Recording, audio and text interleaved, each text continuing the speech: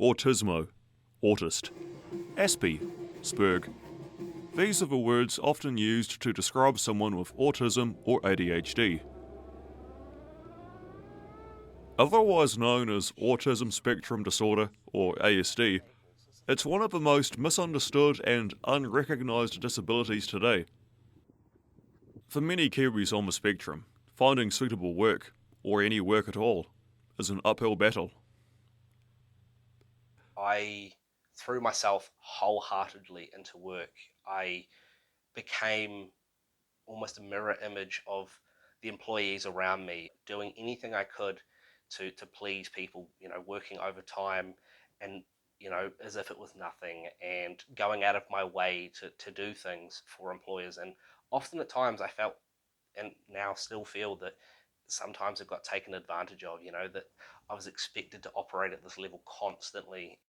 Patrick, like many adult Kiwis living with ASD, has often felt at odds with the system. You either hyperfixate on it, so it's just tunnel vision. You put the blinders on, and all of a sudden, you put all of your effort into trying to secure this job. And for me personally, I can't help but define some self-worth if I get the job or not.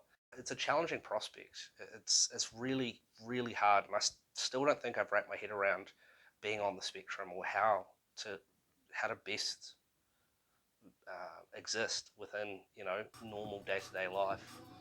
A lot must be done to fix the lack of understanding in the workforce. Because we all have bad days, neurotypical or not. And the days where I was not having a good day, that you are still expected to operate at such a high level.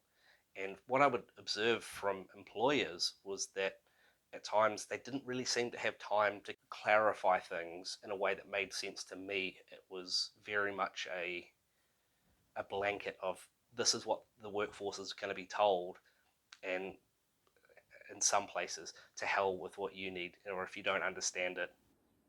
I have personal, and I've expressed concerns around this idea of, is there a place for myself, and neurodiverse people within the industry? Because it's a very fast-paced, very turn and burn, a very, just go, go, go place. And I worry that there's not going to be time for employers to offer us the support or assistance in certain areas where we might be lacking.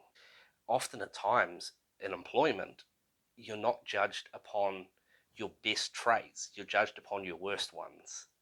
And whilst that is understandable, people that are on the spectrum, people that are neurodiverse, often excel in certain areas.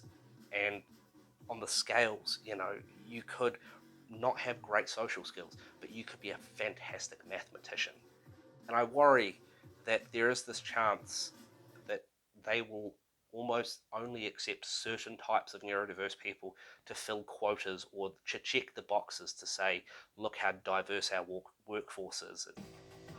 For many of us, the biggest hurdle can simply be getting the right diagnosis. There was a lot of crossover and a lot of misdiagnoses around what was wrong with me. I was tested for epilepsy and all sorts of things like this, but it never occurred to anyone to sort of think maybe I was ADHD or on the autism spectrum. It's important for everyone to remember that no two people on the spectrum are the same. I can't think like someone that's neurotypical, but the easiest way that I've been able to describe it casually to others is that it's just this racing thoughts and the constant worries and concerns. I think a lot of people would understand anxiety, but it's an elevated level of that. While it's estimated that less than 2% of the population are autistic, about 1 in 20 New Zealanders are said to have ADHD.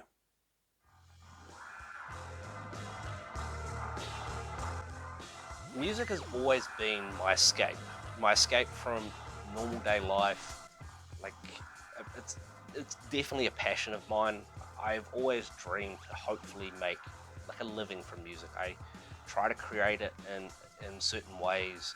I've hosted, radio shows, DJing, for almost 4 years now, and And I don't get paid for that, it's a passion project. Using music is more than just an escape outlet for those on the spectrum. For Matt, it's an essential part of life.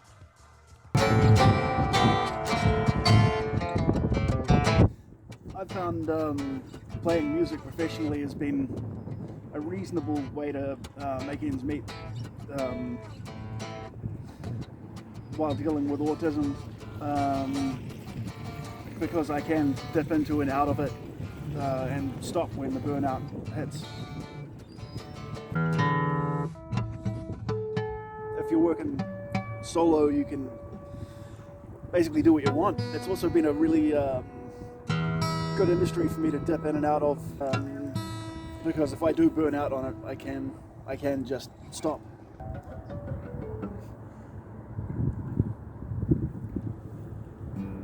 For some, autism can be a debilitating condition, and it's something that the Ministry of Social Development needs to look more closely into.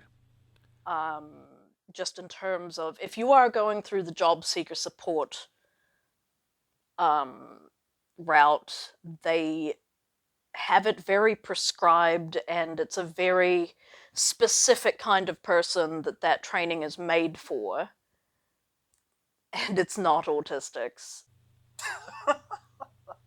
As with anyone, we often can't help but compare ourselves to others, wishing we could do things more easily.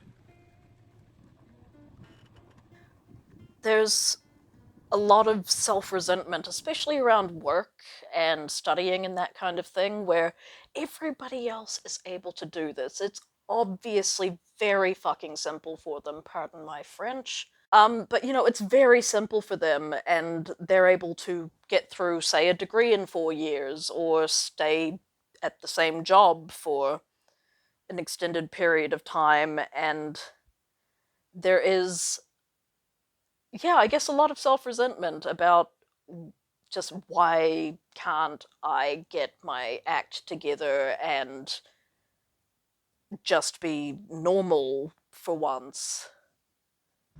Perhaps we need to rethink how we determine a person's net value to society.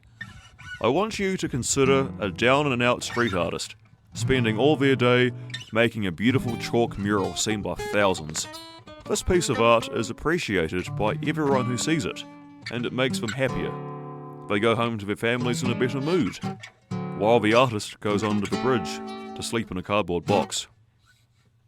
The reason I want you to picture this scenario is because, statistically, many people who struggle to find help for their mental disabilities and don't get it will end up being homeless at some point in their life. And this includes those on the ASD spectrum. Progressive countries like Finland have tried a universal basic income. Maybe it's time we did the same.